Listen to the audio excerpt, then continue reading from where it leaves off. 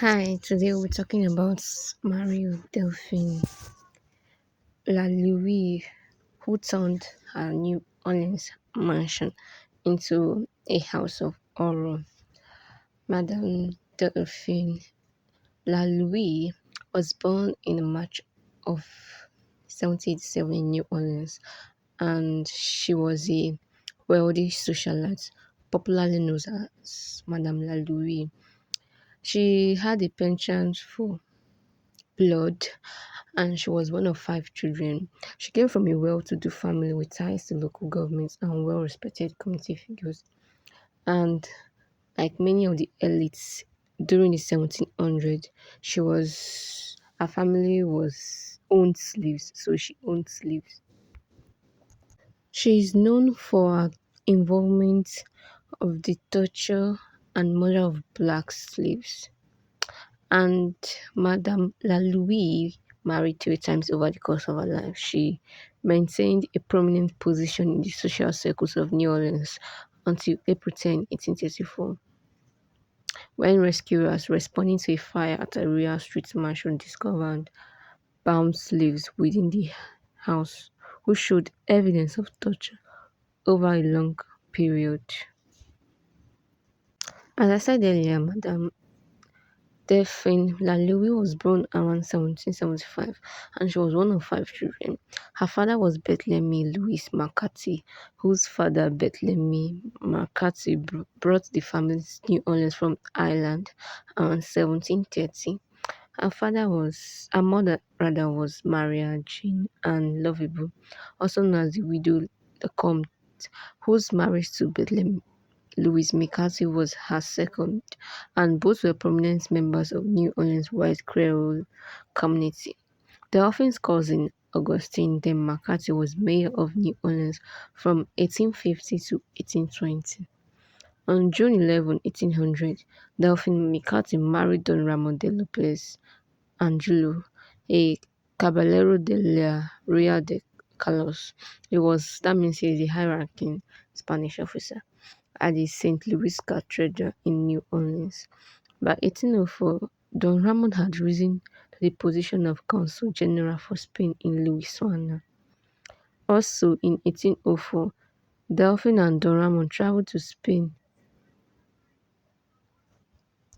and we have different accounts of the travel, like they have, so it's not kind of clear, but I'm going to talk about both of them.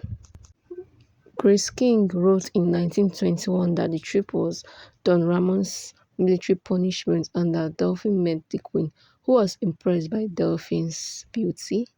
And Stanley Otto in 1936, his report differs from that of Grace King, as earlier stated.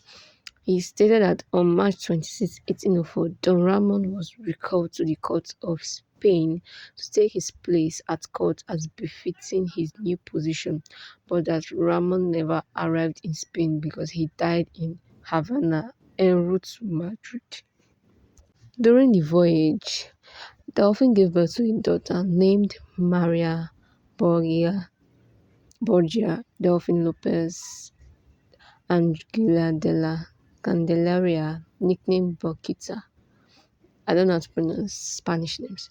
Delphine and her daughter returned to New Orleans afterward.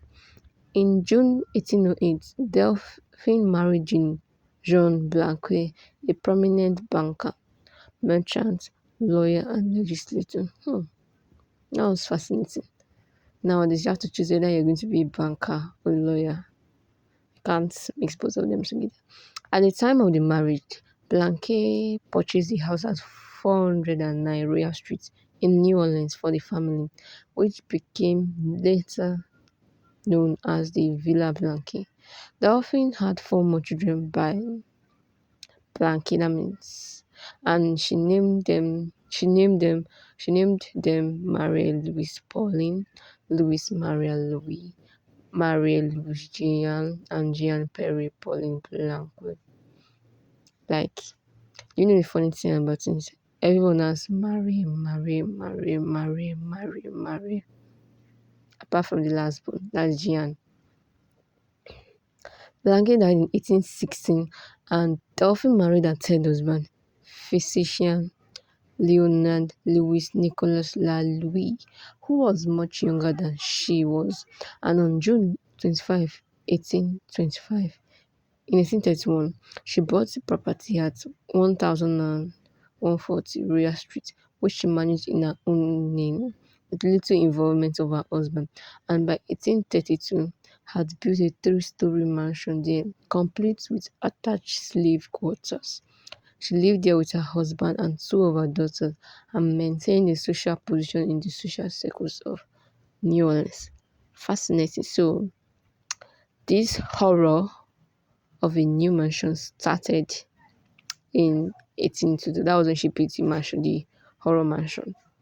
Yeah.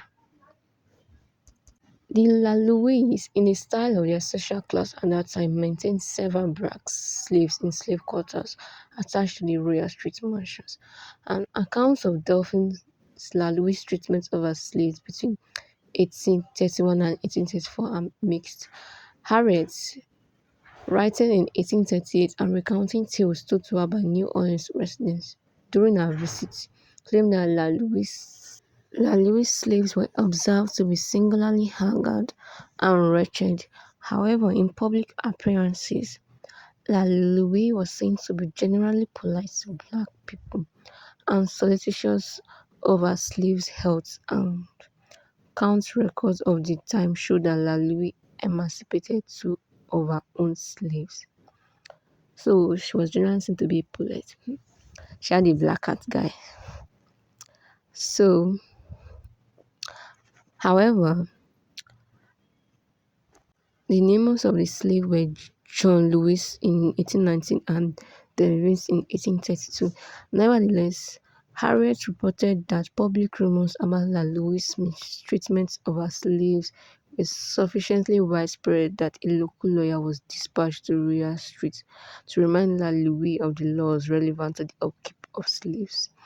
During these visits, the lawyer found no evidence of wrongdoing or mistreatment of slaves by LaLaurie. So she was a cunning woman who kept her slates very clean. So that will be the end of today's vlog. If you want to listen to more about it, wait for my part two to be out to listen to more of LaLaurie and how she was caught and every other things. Thank you for watching. Subscribe and please keep on watching. Thank you again.